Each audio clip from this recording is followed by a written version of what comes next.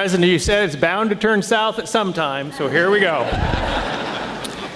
And I'll explain that in a minute. But, you know, what do you say about a feisty lady who was born and raised in the midst of the greatest generation? What do you say about a lady who cut her teeth on the streets of Vanport as an 8-year-old in the shadow of the industrial might of World War II? Well, the city's no more, and neither's Jackie here on Earth. Now, the parchment, you see I'm sitting because Jackie would have wanted me to. I do that all the time. The parchment on my desk that sits here in front of all the senators' desk says they like to be called the gentle lady from the capital city.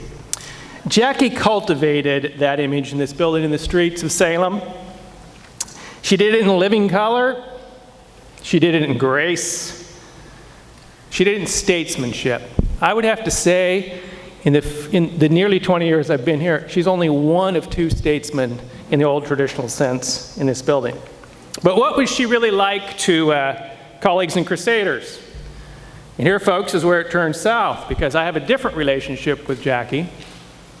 And I'll explain that because I had the opportunity to serve as her lieutenant, her enforcer, and her field commander. So I have a different light on this lady. And I met her long before this building. I was in federal military service, and she still had Jackie ribs. And she was just as graceful, just as stylish, and had the presence. But I would say those are not really the words that I would use, the gentle lady. The right words are tenacity, perseverance, complete and utter confidence, brilliance, and an instantaneous instinct, a sixth sense, a type of sixth sense that is right 99% of the time in a split second.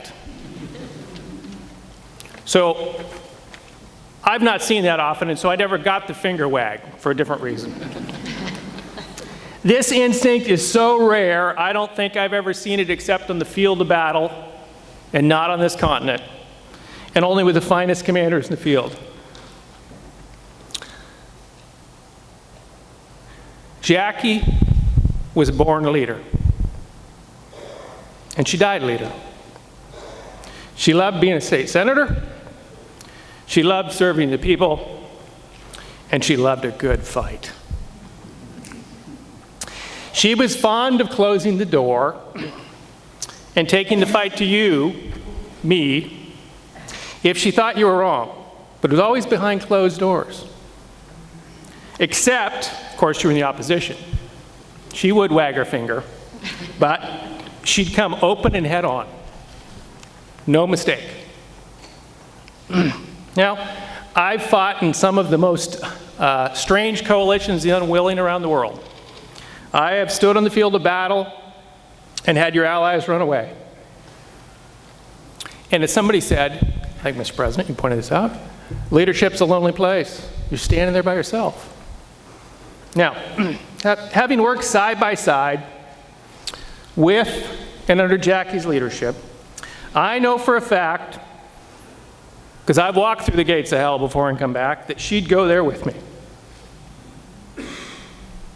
Consequences would not matter. Now, because Jackie likes humor, and I'm chuckling about this one thinking here, so let me close. The Right Honorable State Senator Jackie Winters went out with her boots on. She went straight to heaven. And right now, she's given God hell for everything that's wrong down here.